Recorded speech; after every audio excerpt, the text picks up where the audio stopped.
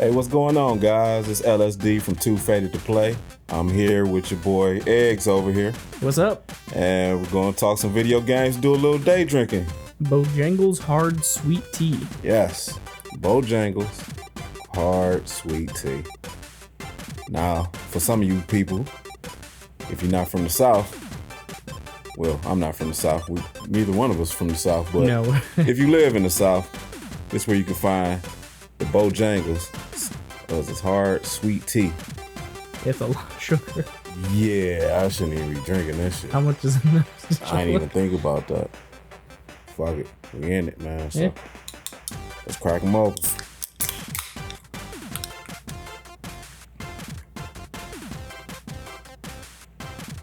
I don't like it. It's not that great, no. There's like a hint of tea, Yeah. but it mostly just it just kind of tastes like alcohol with a hint of tea in it. It's absolutely fucking terrible. I don't even taste the sweet part of it. like, None. yeah, it just tastes like some alcohol and tea. It tastes like vodka mixed with just plain tea is what it tastes like. Exactly. Like, Yeah, for as much sugar's in this thing. you don't even really taste the sugar. Mm-mm. I don't like it. I'll finish it, but I'm not a fan of it. Yeah. Yeah, it actually has 270 calories. That's a lot. Yeah, that's a lot for one can. And 33 grams of sugar and 66% of added sugars. It's a diabetic's nightmare. Yeah, for not even tasting that great. Oh, no. This is actually god awful.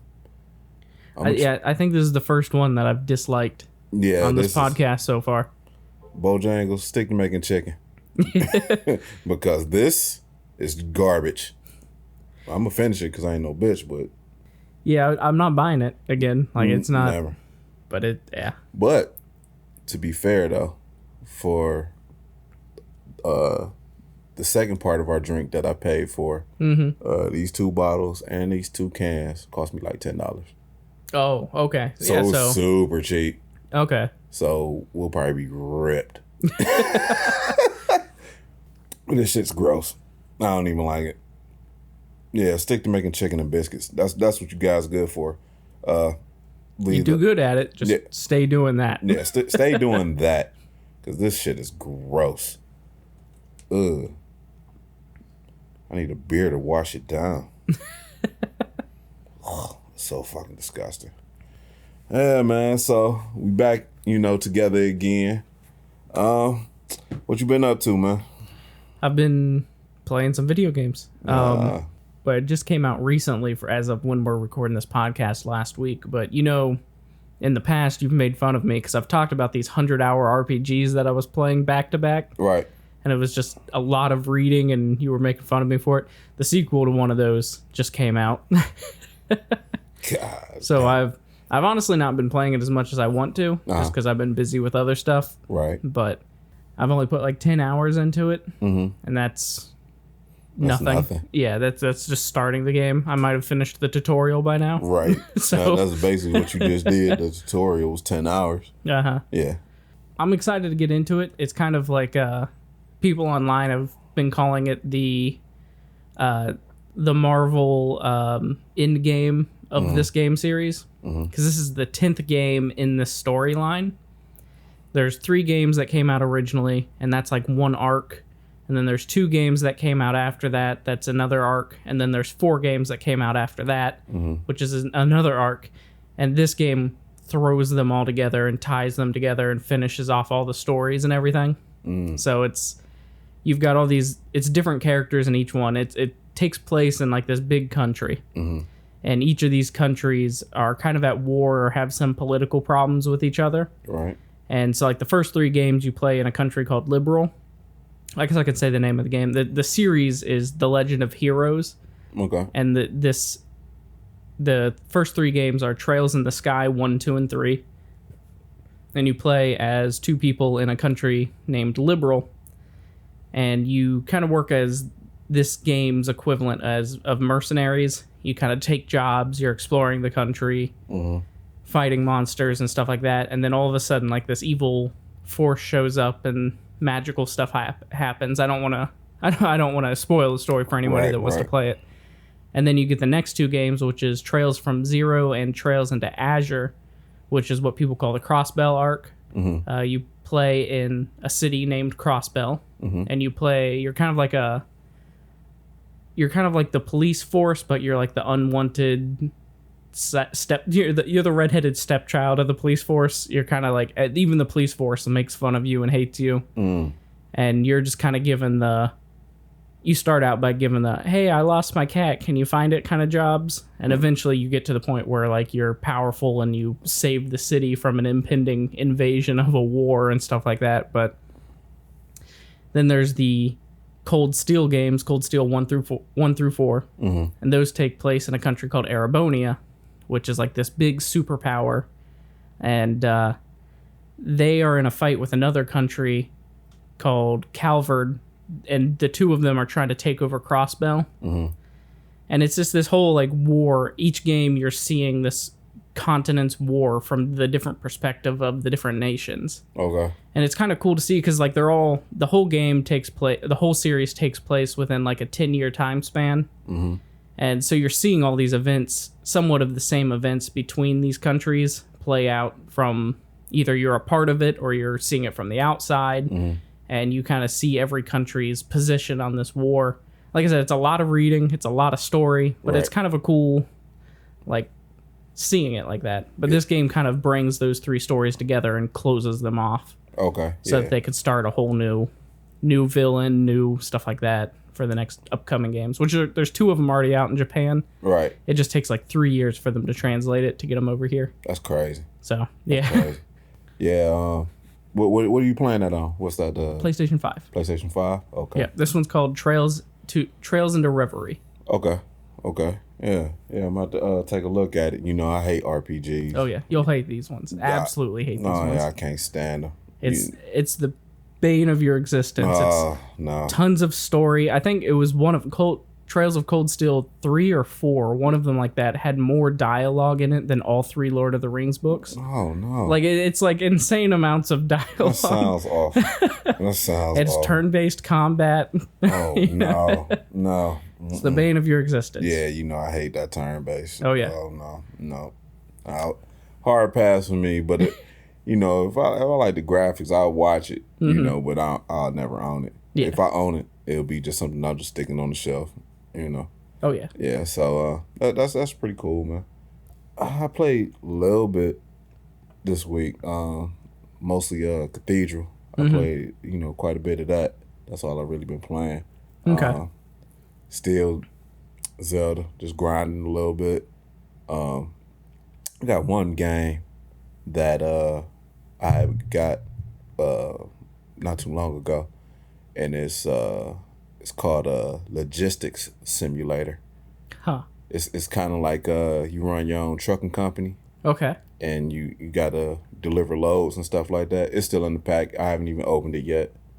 But, you know, like since I'm a truck driver for a living, you know, I kind of into stuff like that. I like the simulators, you know, trying to grind out and make money and build my company up and stuff like that in the game. I think those games they're pretty addicting to me. They're definitely fun. I love like the city builder games, and those kind of fall in that same line. Right. And there's just a lot of fun of sitting there and tweaking minor things to make more money, to make things more efficient. There's a fun to that. Yeah, I was playing. I think it's called Cities. City Skylines. Yeah. Yeah. I was playing that not too long ago, and yeah, man, just kind of grinding out. Make sure you got your taxes straight because you don't want to piss your town off. You know, you got to be kind of fair all across the board. You go up too high, they get angry, and people move out because there's no jobs. And yeah, it's just kind of addicting. It's slow though. It's very slow. Oh yeah, whenever I play those games, it's like I'm sitting there on a Sunday, nothing to do. Right. I'll have the game up, I'll do some tweaking, and I'll walk away, make myself a meal, and I'll come back and see how it's working. Yeah, you know? pretty like much. Pretty much, that's exactly how it is. But this truck logistics simulator is pretty much kind of like that. Okay. You know, I haven't even opened it yet, so I don't know exactly how it plays yet. I'll probably get into it maybe in the next couple of weeks just to see how it play. But yeah, that's pretty much all I've been doing. I say outside of like the video game side of things, I did play a board game yesterday. Oh wow. Went over to some friend's house and played it. It's some kind of zombie board game. It was really cool though. It you have 4 people play what's called the heroes or the survivors of it. You each get a character, and then you have 2 people that play the zombies, and each person gets like a horde of 10 zombies they can control on this board. Mm-hmm. And the object of the heroes is, well, there's a bunch of different game modes, but the main object of the heroes, how you play them, is on this board. There's open fields and there's buildings, and you have to get inside of these buildings. And while you're in there, you have to waste a turn basically to search a card deck to look for like weapons or health items and things. Like there's one of the game modes where you have to get a truck and leave. Mm-hmm. And to do that, you have to search for keys and gas to get the truck running. And then you have to fend off the zombies while the people are controlling them coming at you. And the weapons do different things. You can get a gun, and you can shoot a zombie from a distance that's coming at you. Most of the zombies are like one-hit kill in that situation.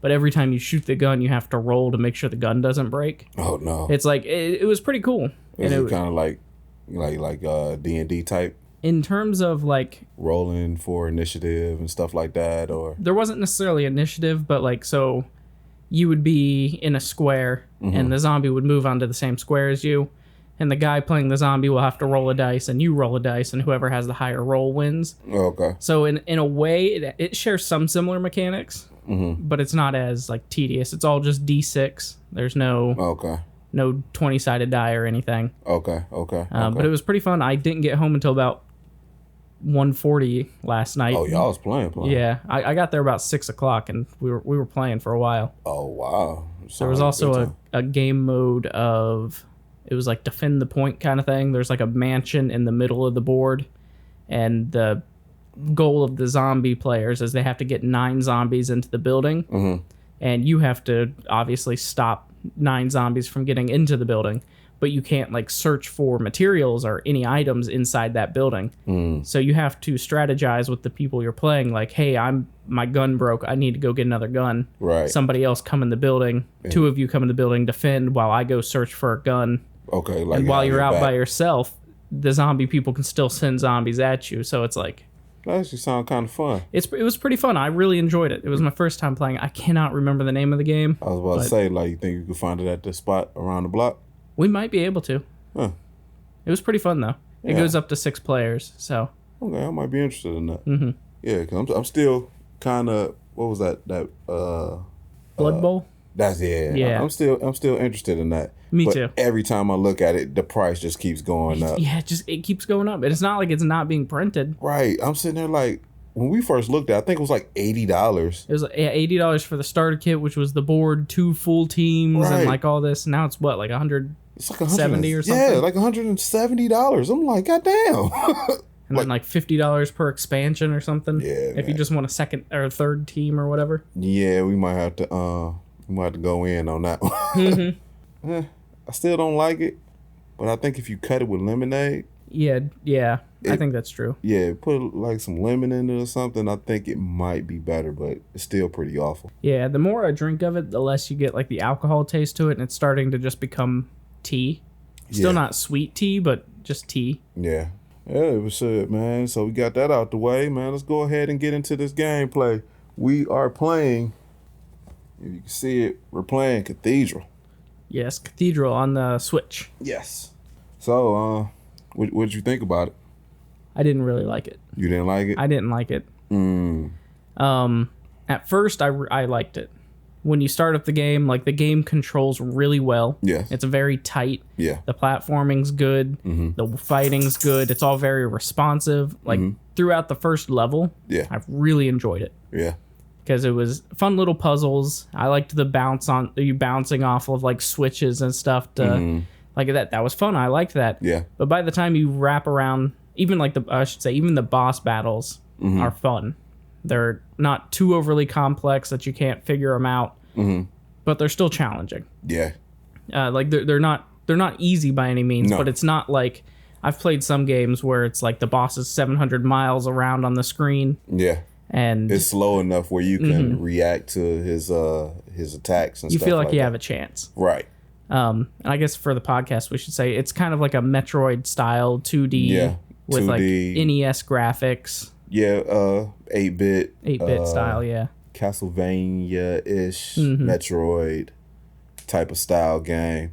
It's a good looking game too. Like the art is done really well. The like music is like that 8-bit sounding. Yeah. The music's good. It's fun. It works for what it is. The problem I had with it is by the time you start getting to the end of level 1 and further on down, I only got to level 3 before I quit. It just starts feeling like a gauntlet. Yeah. Where they're just 4 different types of enemies they're throwing at you. You've got these things on the wall shooting fireballs, so you've only got like a small like 1 character size gap that you have to jump through within timing. Yeah. But like these enemies are flying at you, and if they hit you, they knock you down, and you've got to kill them somehow without being able to jump at the flying enemies because there's fireballs above you. But if you jump and you get it through the fireballs, the flying enemies are flying at you, and they knock you off, and then you fall all the way down. I just started getting angry. Yeah, I feel you. Yeah, I feel you. Generally I liked the game because it was nostalgic to me. It was something that I grew up with, and it felt like I was playing like old Metroid and Castlevania. It felt like that, and I saw like the little kid in myself, while I was playing it. It's okay. It's okay. Like I don't hate it, but like you said, like you got to be on point. Like it's very quick, and it's like they hit you and like you pretty much dead. Like you don't have a lot of life. You can take 3 hits until you beat a boss, then you can get extra hits. But like you take a hit while you're in the air, it knocks you back, you miss your platform, you fall, you hit spikes, and then you jump off the spikes, and there's another flying enemy already there just spawned in. Yeah. Because the flying enemies spawn at random. It's not like a set spawn point. It's not like you kill it and it's dead. They just respawn. They come in from off screen while you're trying to run to the next screen. They'll just fly in. The floating skulls were just like... Yeah, the floating skulls was a pain in the ass. The bat, you jump up, you hit the bat, and then it comes down to swoop at you. Yeah. Yeah. And the bat takes 2 hits, so you can't... Yeah. You've either got to hit it really fast and precise, or you're... or you just take damage because it's attacking you. Because you hit him one time, but after that you have to hit him that second time. If you don't, he's at you. And it pretty much it seemed like every boss, there was like really no weak boss. It was just, I mean, not boss, but just main character. It just seemed like you got to hit them like 2 or 3 times, but they're still walking at you and you can still take damage. That's what I didn't like about that, because it was like you didn't have a chance really. Yeah, no, I don't want to make it sound like it's a bad game, because I think it's a really well made game. Yeah. Like, and if you're somebody who's into the challenging, like be precise, got to have this down, I think this game would be fantastic for you. Yeah, it's you can't, if you're used to moving fast pace, this is not the game. You kind of got to slow your gameplay down just to be on point. The one part I was having trouble with, and I think it probably took me 20 minutes right before you was fighting the boss, and you had to go down that like them stairs, but the ceiling's collapsing on you with the spikes, and then you got to hit that little ball just to get those squares to disappear. And then you got to jump over the spikes and shit. And I'm like, man, come on, man. It took me a long time to get past that part. I was just getting frustrated with it. Yeah, I think it took me 4. There's a hair on my. It took me 4 or 5 times to get past that part. But I was trying to bounce on that switch every time. It once I figured out, because before that the game teaches you the mechanic of hitting the switch opens the door. Yeah. But the way they teach you it is they have you bounce on it. So in my head I was like, oh, you just have to bounce on these. So as the spikes are coming down, I'm trying to bounce off that switch, and I'm bouncing up and hitting my head on the spikes by like 1 pixel every time. Yeah. But then I learned once I figured out like you can just swipe it. Yeah. I was like, oh, okay, and then I was able to finish it. But Yeah, and then like when you die, like it takes you way back. It's like you got to hit those statues, yeah, just to light it up. and you can't hit them multiple times. Once you hit it, you're it. locked in on that save. That's your save point. Yeah. Yeah. That was something that it kind of took me back to like regular Nintendo when there was no save points. You die. That was it. You spent all the men that you had. That was it, and then you had to start all the way from the beginning. There was times, like I was playing Master Blaster, and I got super far, man, like insanely far, and I don't even know what level I was on, but I just know I got super far. I was playing it for hours, and I ended up dying. And I had to start the whole game over. I swear to God, I never turned that fucking game back on ever again after that. I turned that shit. I was so pissed off. I just turned it off, threw the stick, and I just went outside. I've done that for a few games. I've never touched that game again. I've done that for a few games. And I have it too. But yeah, I was pissed, man. Pissed. Yeah, and like I said, I don't want to sit here and make Cathedral sound like a bad game because it's not a bad game. It's also an indie game. Like one person did this. Yeah.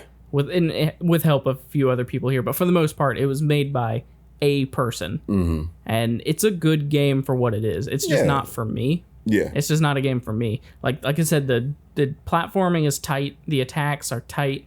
Like I never felt like I was being cheated by the game. Like I never felt like if I swung and I missed the enemy, it wasn't like the fucking hitbox, like yeah. It was like no, I just mistimed that. Like that was on me.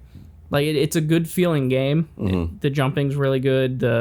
I loved the little bounce mechanic for it. That was fun. There was like some fans and stuff that would send you flying in the air. That was fun. But it's just not a game for me. Yeah. I mean, I consider that that's the 40 and up club. You got to be an old guy to like a game like that because it takes you back to when we was playing video games and that's all we had. We didn't have the 3D and all that other stuff and the save whenever you want to save and shit. Like it's more of a challenging game. Like I liked it, but I get what you're saying though. It's not as much that I don't like it because it's like an older feeling game because I love the old Metroids. I love the old Castlevanias. Like that's why I bought the game originally because I was looking at it and I was like, oh, that seems like those. I'd like to play those. I just didn't like how precise you had to be. Yeah, you got to be on point. It felt kind of like a gauntlet because you would go through one room and you've got like this tiny gap that you have to make it through, and you have to time it just right. And then once you get through that, you're in another one, and then it's like you hit a point where it was just like room after room of these gauntlets. Yeah. And then you would die, and you would be put back way before you even reached that gauntlet. Like super far too. Yeah. Like you can get a good ways, and you got to go all the way back to where that damn statue is. It just pissed you off. I got what you're saying on that part. Yeah. What I do think is kind of cool though is the stuff that's in the case. Yeah. And I know this is less the developer and more the publishing people, which was premium edition. There's a fucking manual. Yeah. It's a tiny little manual, but it's beautiful. But it's there, and I appreciate that. Yeah. Like it tells you how to play the game. It gives you ideas. It tells you about the characters. It tells you a bunch of stuff. Like it's full color. It gives you information. Yeah. It tells you how the map system works. Yeah. Talks about the bosses. I was over the moon when I saw that. I was like, a Switch game? Yeah, I with didn't a tell fucking you that. manual? Yeah, I didn't tell you that, man. Yeah, I thought that was cool too.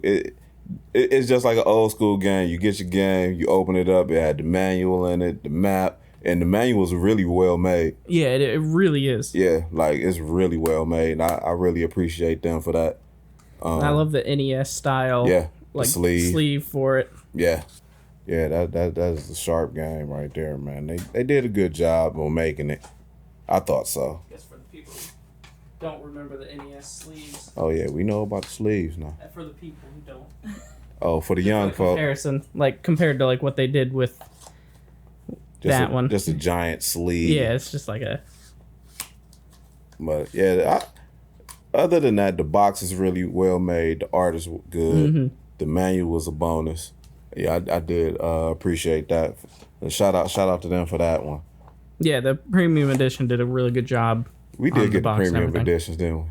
Well, I'm pretty sure that's who makes this, unless it's G4G. I thought they had 2 different copies when we went and got them. I can't remember. They may have. Yeah. Yeah, this was either the. Like I say, I can't remember if it was Premium Edition who did the publishing, which is all of this stuff. And I'd like to say shout out to December Born Interactive. That's who made the game. Yeah. It's a good game. It's not for me, but it is a good game. Yeah, I'm not gonna knock it on that. Like I'm not someone who's like, I don't like this, so it's a terrible game. Like I know I can see the good in the game, and I know there's people out here who will definitely like this. Yeah. Like I said, 40 and up club. This game is for us, you young guys. It ain't for y'all. But I mean, I liked it. You know, I thought it was cool. It was more nostalgic to me. That's why I liked it. In the music, it was kind of just 8-bitish too. That's why I really liked it too. So now we got our signs up. I guess. All right, Eggs, you got Sphinx first, Black, and then Cathedral. So that's pretty much the right. Yeah, that's pretty much the order. Yeah, Cathedral right there at the bottom. I think I'm gonna do about the same. I actually like Sphinx a little more than Cathedral. All right, that's our list right there. So, all right. Yeah. Then the next game we're gonna do, I believe we decided on Jet Set Radio. Yes, Jet Set Radio. I'll be playing it on the Dreamcast. Yep. And I'll be playing it on the original Xbox. Okay. All right. So yeah, that's how we're gonna do that next podcast, Jet Set Radio. I'm kind of excited for it. It's been a long time since I played Jet Set Radio. Nah, I haven't played it in a long time, and mine's unopened too, so I gotta open it. Oh, do you really want to do that? Because I'll let you borrow the Xbox copy. I have Jet Set Radio on PC. I can play it that way. Because opening a Dreamcast game. Let me look at it again, because I don't know if that's the original ceiling. If it's not, then I'll open it. But yeah, say don't open a Dreamcast game just for right. Because if anybody looking for Dreamcast games, them games expensive. Anything Sega. Anything Sega. Yeah, expensive. Like. It's outrageous. That's why I don't have anything Sega. That's the only thing I got a Sega. That's the only thing that Dreamcast. I really want the Dreamcast and the Saturn, but I don't want to spend the money for the games on either of them. Oh, the systems themselves aren't terrible. They're not cheap, but they're like 150 to 200. Dude. But like that Marvel versus Capcom is $350. Yeah, no. $350. Every time I see it, $350. I cannot find it no cheaper than that. It's $350 all day. Yeah, no. The only games you can find cheap on Sega systems are the sports titles. Yeah, and that's they giving nobody them wants away. them. Nobody wants them. Madden 96 and NHL 94. Like, yeah, nobody wants those. You can find those easy. But anything of importance, like I said, Marvel versus Capcom. What's the other one? Dark Stalkers. That game, I think that was like $500 easy. Yeah, no. Yeah. Right. And you know, these games I had, and I'm like, man, I wish I kept these fucking games, man. But that's a topic we'll have to do one day, is just games we've sold or lost, or I think I already said that on the podcast. I don't want to talk about it. Yeah. I don't want to talk about it because it's just going to piss me off. But yo, into our next topic, we're going to be talking about weird video games. Yeah, and there's some weird ones out there, and it's a lot. There's a lot out there, yes. But we just kind of picked a couple that we chose. Hopefully we don't bump any heads on our list, because we didn't talk about any of these games together, so we kind of just going in at it blind. You want to get into the next drink? Because we're at 32 minutes. Oh, yeah. So, Eggs has never partaked in the Mad Dog 2020. It's something I've wanted to. This boy in for a ride. And also, we have a bonus drink. Since he's never had Mad Dog, had to give him some Wild Irish Rose. Oh, yeah. Are these by like the same company? Because they got the exact same bottle. That is a good question. I have no idea. This is Richard's, and this has nothing on it. Hold on. No one wants to take claim to Mad Dog. Nobody. Mad. You know what? I don't even know what MD stand for. I know it stands for something, but I have no idea what MD stand for. But we always called it Mad Dog. Yeah. And I started drinking this like 12 years old, man.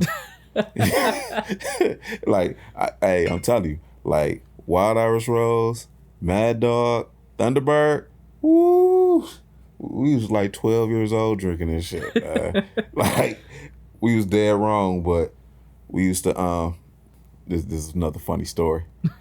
So, in my youth, we used to stand outside of the store on Lee Road called Damon's Deli. Damon's Deli was on the corner. We used to stand out there, bunch of kids, and we always try to get somebody, you know, hey, man, why don't you buy us a 6-pack, buy some brews, buy some Wild Irish, you get to keep the change. Some people say yeah, some people like, shit, give me the money. And you know, it was mostly crackheads would do it because they wanted the money. Like, hey man, why don't you go in there and buy some Mad Dog or something? And you got 4 boys taking a swig of this bottle or something, man, walking along the railroad tracks home, be tore up, man. But yeah, we going. Which one you gonna try first? Doesn't really matter to me, I guess.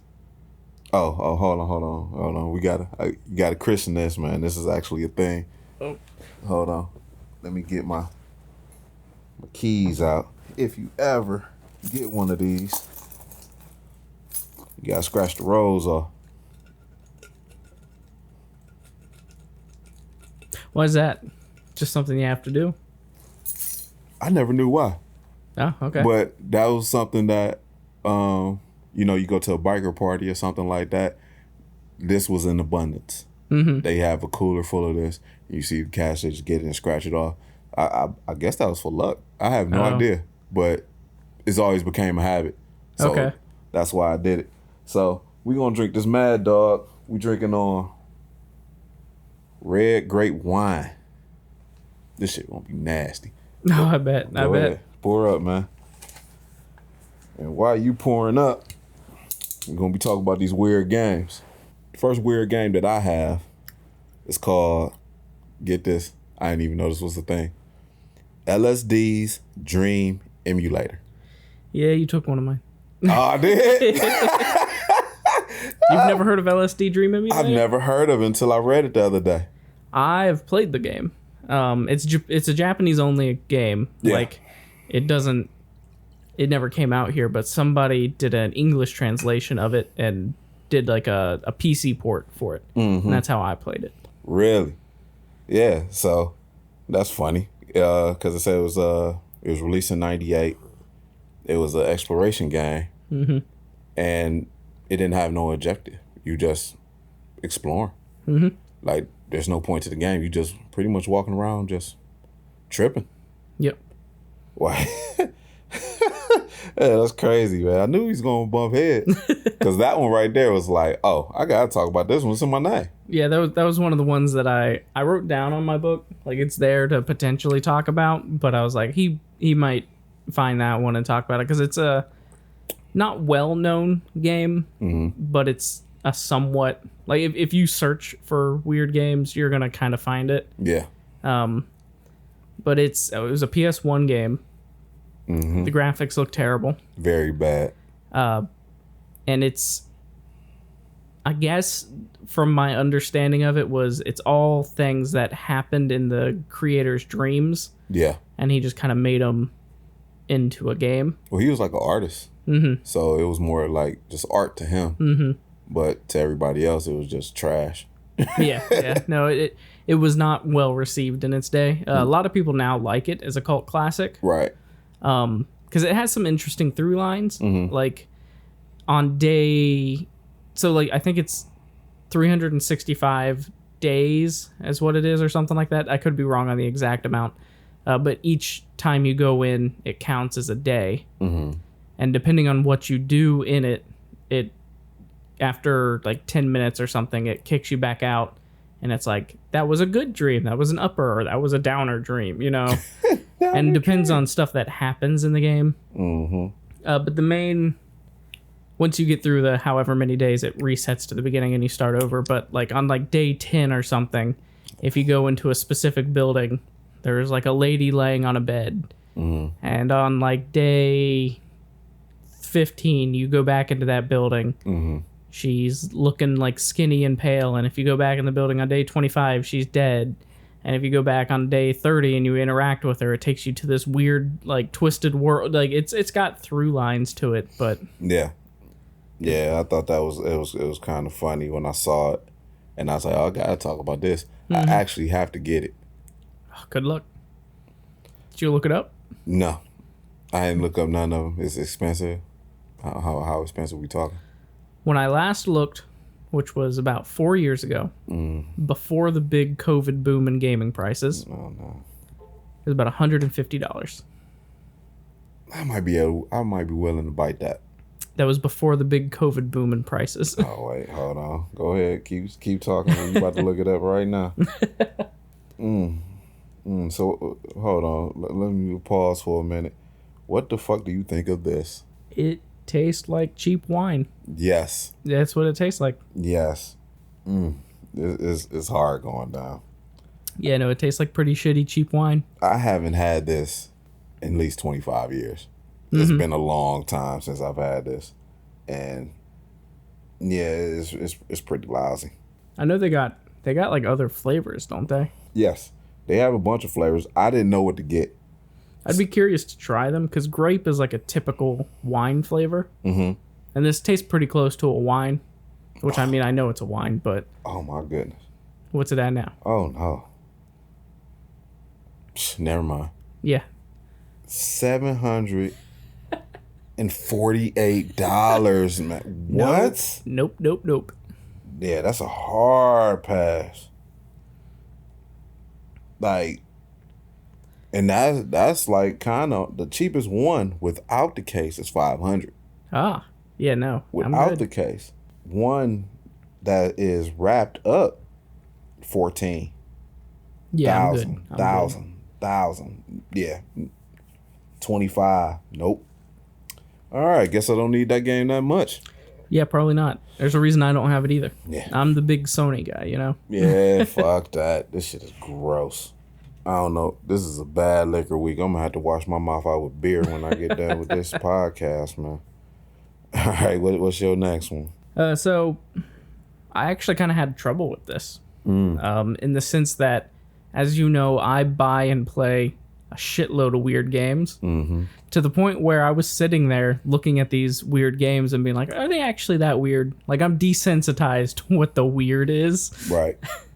So it took me a while to, like, put myself in the position of, like, somebody who doesn't go out of their way to play dumb, weird-ass games. My first one I'm going to do is kind of like a double, because they're both really short to talk about. The first one is called Tree Simulator. Huh? Yeah, Tree Simulator. That sounds stupid. It is a game where you play as a tree, and you kind of like you have a camera. It's like third person camera view of the tree, and you can like spin the camera around the tree, and you watch the tree grow. That's it. Yeah, it goes up to 100 players online. On purpose. They made this game on purpose. Yeah. And you can all join a server, and you can all like make a forest by having like 100 trees, and you all watch each other grow.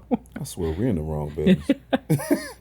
I mean, I doubt they're making money off of it. It was like a 50-cent game.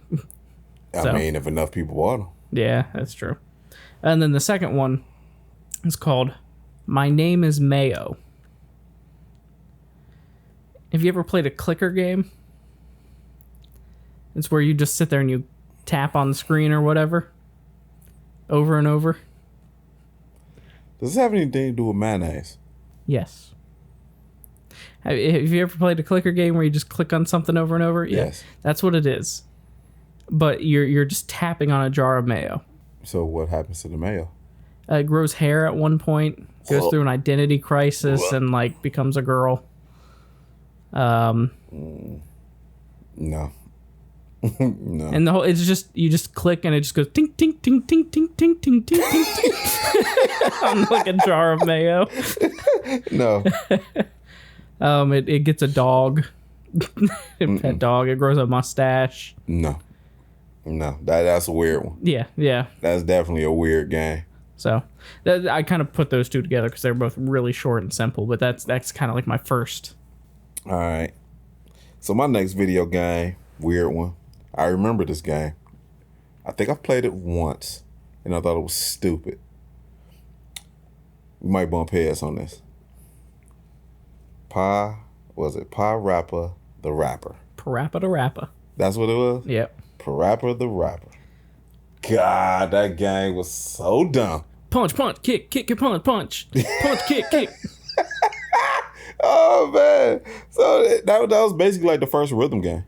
It was an very early one, yeah. Yeah, the very first rhythm game, published by Sony. It came out in 96 in Japan, then worldwide in 97. Mm-hmm. It was a rap-based game, considered the first rhythm play game. Basically, the game, you had to make your way through stages by rapping. Mm-hmm. Just like you said, punch, kick. I think that his sensei was like an onion. Yeah, it was like an onion or something. Yeah, dude had an onion head, and all the characters were like paper. Yeah. So like he would do like punch, and his arm would like fold upward, or he'd kick, and his leg like folds out in a V formation. It's like, it was like this dog. He was like a dog with a scully on, some baggy pants, and some sneakers. And I guess that's what they think we look like. No, that they could have kept that game, but it was actually very well perceived. People like that game. Yeah, I like the game for what it is because it's a weird game, and I like the weird games. But I also like rhythm games. It was a game where like you would have like another character, and the character would say some kind of rhyme or something, and then you would have to hit button prompts. Like it'd be like triangle, square, circle, X, square, triangle. Like, and you would have to hit it in time. And if you hit it in time, Parappa, the little dog guy, would say back, repeat like what the rhyme was. What the rhyme was, yeah. I can't remember how I played it. I don't know if one of my siblings had it or something like that, but I remember playing it. It was definitely a kid's game. Yeah. Like it was like a rated E. Yeah, I was clearly cartoony. No, I wasn't an adult. 97. No, I was about 17, 18. Still probably a little too old for Parappa. I was too old for it, but I remember the commercials, and it was huge. Mm-hmm. It was actually really huge. And I think they made like 3 of them. Yeah, they made quite a few of them, and it was just too cheesy for me. Mm-hmm. Even looking at it now, because I totally forgot about that game until we started doing this topic, and I was like, I remember that game. I remember how terrible it was, and the rhymes was just so janky and so corny, but you got to look at it from a 5-year-old's eyes, So 5-year-old think it's like pretty cool, but you look at it 17, like, man, turn this bullshit off. I just remember one of them. I can't remember which game it was from, but I remember it was like they were making a sandwich and they were rapping about the toppings they were putting on it.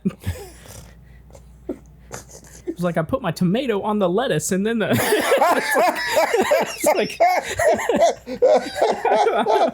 I don't remember the exact lyrics, but that's fucking funny. Oh shit. Oh man, that's good. Oh man. All right. So you can go ahead. That's my second game. Alrighty. Oh, that's fucking funny. Oh, them more tears in my eyes. He said, you put the lettuce on tomato. Put it on the mayo. Okay, so my next game. Uh-huh. My third game, but technically second on the list. Yep. Seek and Destroy. This was a game on the PlayStation 2. I've heard of this. It's in the same franchise as those penny car games that I talked about in my top favorite games. Mm-hmm. It's made by the same people, but this game is entirely about tanks. I've heard of this game. I want to say I played it. Okay.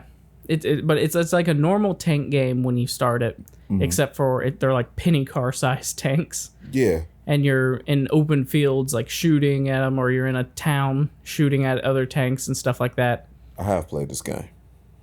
But where it gets weird is you can start attaching stuff to your tank. Mm-hmm. You can put wings on your tank and fly around the levels. You can put jets on the tank and just go like shooting across levels. One of my favorite things is you can put a chainsaw on the front of the tank and just start ramming into other tanks. Bye.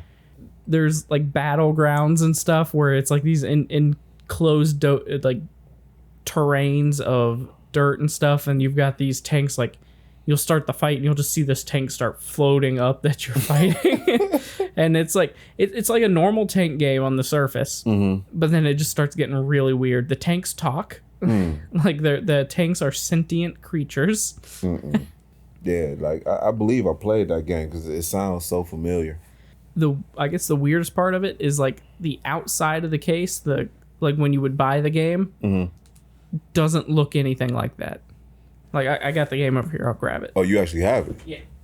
So if you look at the case of the game, it's like a serious, like America fuck yeah looking case, and then you flip it over and it's like Team these America, chibi little flying tanks, and like you can see it on the back there, like it shows wings on a tank flying and fighting planes and shit.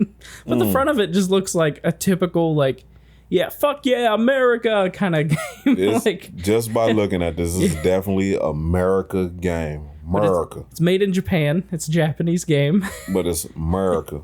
But it's America. All they need is just a little picture of Trump right there. Then it's definitely America. This was pre-Trump. This was what? It's still early.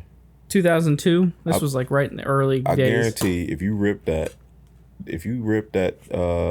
picture right there and just Photoshop his face right there on the corner, you'll make $1 million.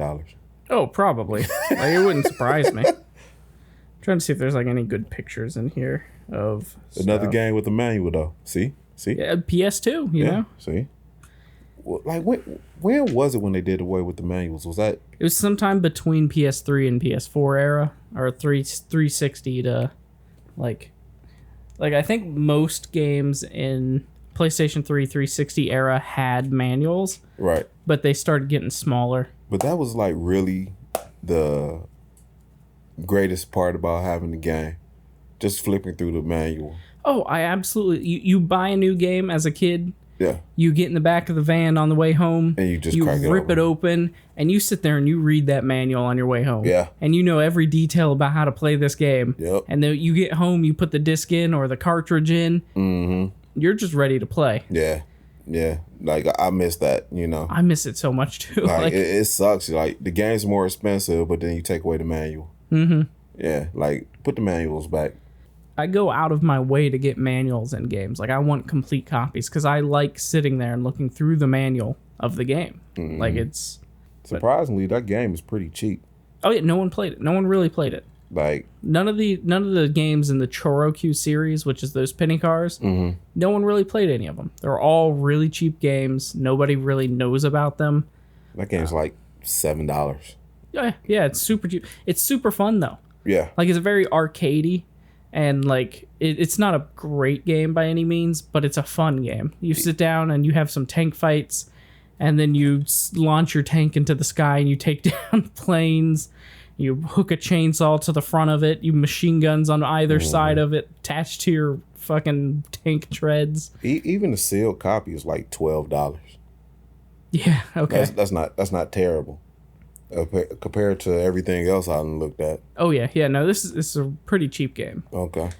You get like enemies that are like spider tanks on like 5 legs just walking at you and stuff. Like it starts out as like a normal tank game, and then it just quickly, I'm gonna say derails, but this is an American game. Even the letters is red, white, and blue. Yeah.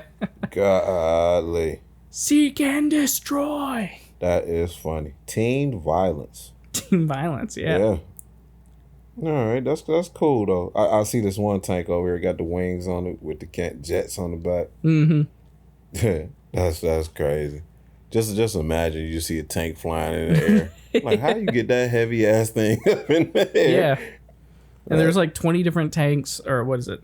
15 different tanks with 100 different customizable parts you can attach to it. Like that would be a fun online game. If they remade that now, just made it online based only, that would be fun to play. You know, you just get a group of friends or you just get a group of people online, just kind of just. It has split screen combat mode, but of course you can't really. That's not online, but yeah, you know, but you just playing just like Forza or something. Just a billion people just racing. You know, you just pick a race with some random or, you know, open world tank game. That'll be kind of cool. Rig your tank for air assaults. Air assaults, dude. I'm really trying to get this MD down. This is hard. It's hard. This stuff is so lousy. But I'm not mad because I only paid $10. Yeah, that's my next one. All Seek right. and destroy. So my next two. They kind of on the raunchy side. Ooh, it's okay. I got one of those. We might bump heads. We might. We won't. All right, but these are older games, and one had a pretty good run. I didn't know that they had a run that long. So that's gonna be my last one. Leisure Suit Larry? Yes. God damn it. I didn't talk about it. Like, I didn't write that down. I just know what game we're talking about because I love those games. Oh, man. I haven't played it. I've never played I knew about it, but I never played it. That was one. But the one that I'm going to talk about is Bubble Bath Babes. Bubble Bath Babes. This is the only one I haven't known about so far. So Bubble Bath Babes was basically it's an adult orientated puzzle game. Okay. So it's kind of like Tetris. Okay. So on the screen, it's kind of like, you know, that Tetris-y type of deal, and the bubbles would come up, and you had to form them to get, you know, clear the lines and stuff like that. Different shapes bubbles come up, and you had to clear the line. And once you clear the level, you got to see the girl naked. 8-bit titties. 8-bit titties. But the way you had to get the game, though, you couldn't go into the store to get it. You had to order it. So it had to come through the mail. And it was a set of 3 games. So you got Bubble Bath Babes, Hot Slots, and Peekaboo Poker. Peekaboo Poker. Yes. Peekaboo Poker. I'm going to break into this because we're getting to the end of our runtime. Oh, yeah. So go ahead and crack into that Rose. Yeah, this came out in 91. It was developed by C&E for the NES. And yeah, that was basically it. Like every level. Naked Tetris. Yeah, that's all it was. Naked Tetris. I kind of wanted just to have it for my collection. Oh, wow. Oh, wow. That expensive or that cheap? Dude. $10. $5. You can buy a motorcycle with this shit. Oh. It's $4,000. $4,000? $4,000. 8-bit titties aren't worth that. I'd rather see Pornhub titties than that shit. That shit's free. $4,000. Wow. In the box. This is in the box. $4,000. I know they got it. That's in the box. One for $475. Wow, that Rose is interesting. Just the cartridge by itself is $1,500. How you feel about that Rose? I like it more than the Mad Dog. I haven't had it in a long time. It's been a few years since I've had Wild Irish. I like it more than the Mad Dog, at least the grape flavored Mad Dog. I don't exactly taste the same taste of the mead like you were saying. I get mead out of this, but this is probably just this flavor. It could just be this flavor, yeah. Because I mean, there's definitely a mead is a wine, so there's definitely that wine taste to the mead. But I don't necessarily. They don't taste the same to me. The mead was a lot sweeter. It's like honey. A honey, yeah. I taste that honey more than anything in the mead. This has like a more fruity taste more than like the honey. Back to Bubble Bath Babes. Bubble Bath Babe. Just the cartridge by itself. No box, no instructions. 1,500. Okay. Yeah, that's not worth it. No. It's not a regular case like Nintendo cardboard and stuff like that. It's actually a clear plastic case. Hard case. You just open it up like kind of like an old VHS type of deal. Well, it's probably because Nintendo didn't license it to be on their systems. Licensed. Yeah. But it's actually a pretty cool looking case. So. Damn. That would be a cool piece to have. Yeah, that'd be a good display piece. Right. But man, my money ain't long enough for that. I don't know if I'm going to put the case of that up on YouTube. I don't know if I'm going to show that because I don't know what YouTube will do. So ain't showing no titties. Yeah, but I'm not sure what YouTube will try to restrict. So I don't know. But take another look at this and look at the statues in the background. What are they doing? Those are bubbles. They like J-O-ing it. One of them's jacking off. One of them's like a Greek god-looking guy with just this stupid-looking smile. Oh man! And then another one's like an old Roman statue trying to strike a pose to like impress these bikini girls that are on the front of this. Bubble bath babes. Yeah, that's Yeah. I'm about to look at some gameplay of this because it just looks funny. If you want to see what that case looks like, look it up. It's funny. Like, I don't think it's anything overly bad. I just don't know what YouTube will do to it, so I'm not gonna put it up on the video. That's my next one, and we already know what my last one's going to be. So I'll let you go ahead and run that. Alrighty. My next one. Since you went ahead and did the perverted one, I'll touch the perverted one myself. No. So this next one is called Punchline. It was a game that came out on the PlayStation Vita. It was made by a person who made a game series called Zero Escape, which was a kind of like text adventure style game of you had X amount of days to like break out of this thing, and there was out of this like place you're trapped in. It was kind of like an escape room, but in a text adventure style. And you would meet these characters, and they would you'd have to figure out like, are they gonna kill me? Are they gonna not? Like, it was this really tense, like, you've got 10 days to get out of this thing in game. And it was a really good escape room game. Super popular. People loved it. I loved it. I enjoyed it. So when I heard there was this game Punchline that was written and came out by the same person, I was like, oh shit, I liked the Zero Escape games, and this is another game by this person. And I was like, I'm going to give it a shot. I think it sounds cool.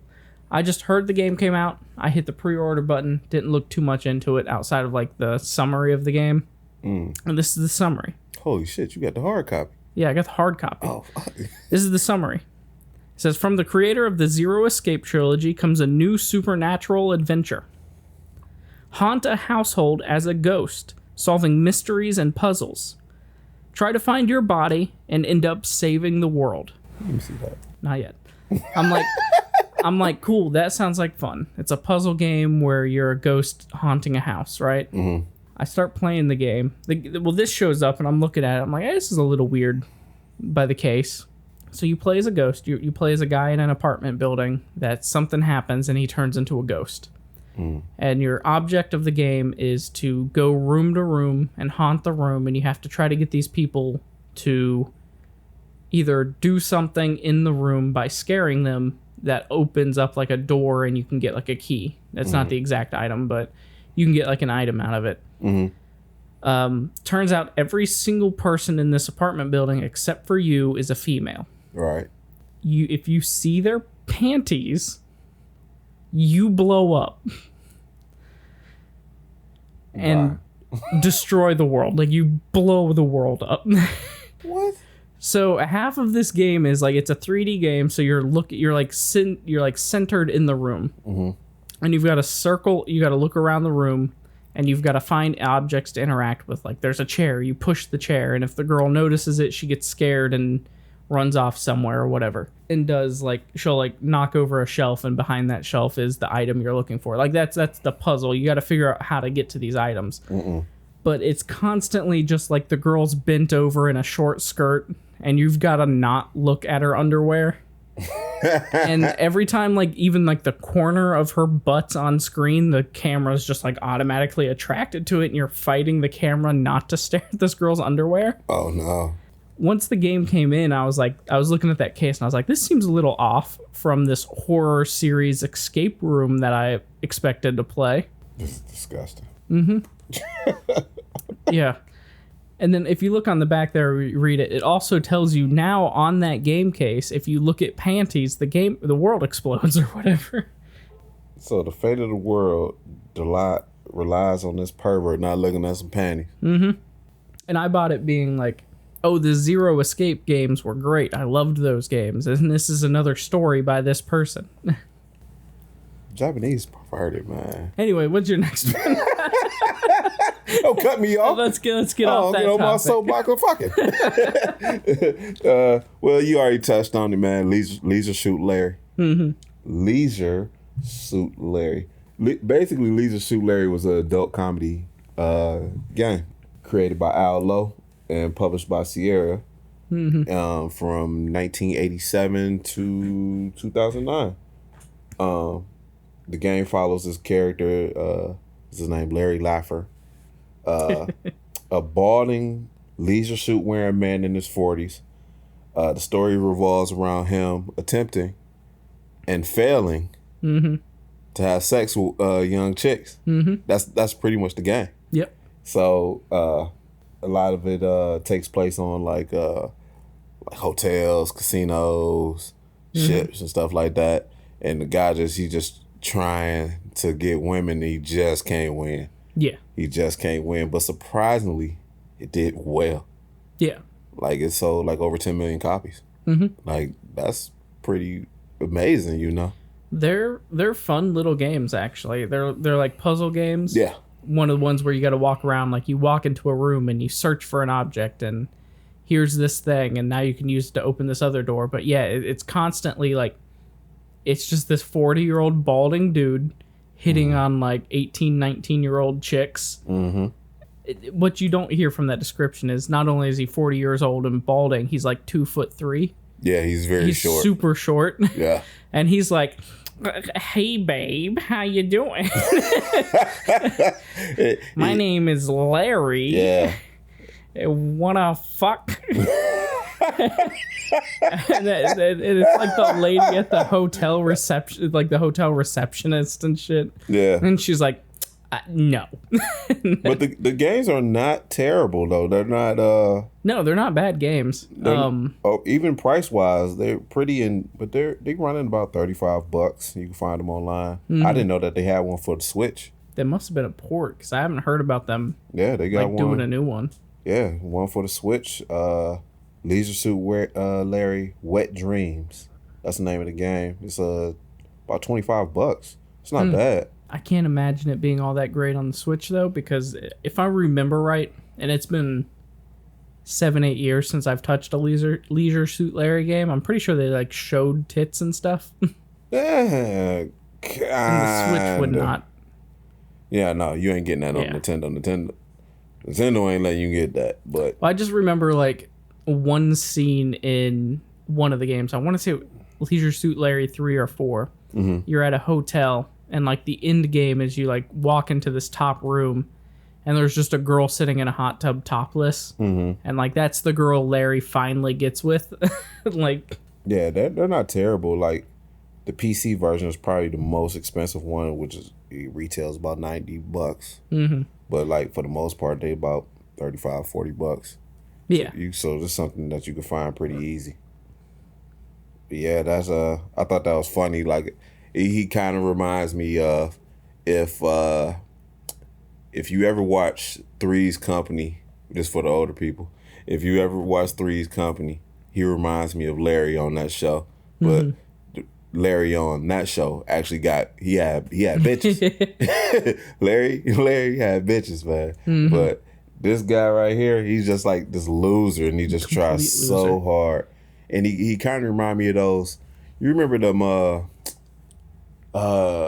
They was T-shirts. They were called Big John something. No. So there was like these pictures had like this little dorky dude on the back. It was a little cartoon dude, and they were called. I think they were called Big John's something, or I can't remember exactly what it was, but it was like this dude. No, Big Johnson. It was called Big Johnson.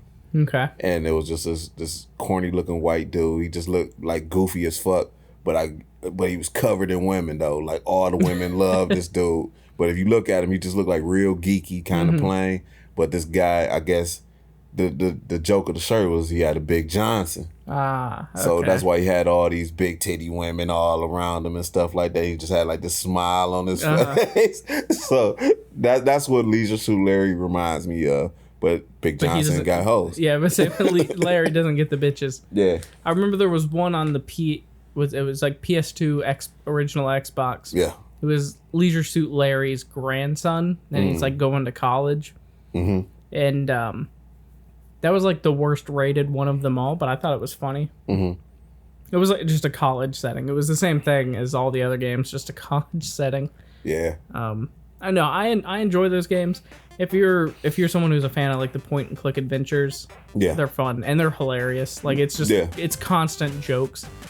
Yeah, just constant comedy. You just walk in, you click, and just you hit on every girl, every chick, every chick that you see, you try to get on, and you never get with any of them. None of them. Yeah, none of them. He has no chance in ever. Yeah. Yeah. So that's my last one right there. Yes, I had a list of games here, like 100% Orange Juice, Choo Choo Charles, Tomodachi Life. Then I had LSD Dream Emulator, Hatoful Boyfriend, which is a pigeon dating simulator. I'm surprised with none of us. Did you get a Goat Simulator on there? I didn't. I don't find that game weird because that's made to be as weird as possible. It is weird. I got Mr. Mosquito, which is a game where you fly around as a mosquito trying to suck blood off people. Seaman, I'm surprised you didn't talk about that one. I was going to put that in there too. I saw that too. But yeah, those are some of the ones that those are some of the other ones that I had listed on here just because we're running out of time, so yeah, we got to close this out. But that was kind of the list I had set up. Yeah, so hey guys, this is our time. We're gonna go ahead and wrap it up. And these Lakers wasn't good picks this week. I was just trying to break Eggs cherry over here with this Mad Dog and this Wild Hours Road, and that Bojangles was terrible. Bojangles was awful. Yeah, this is probably the worst drink we ever had.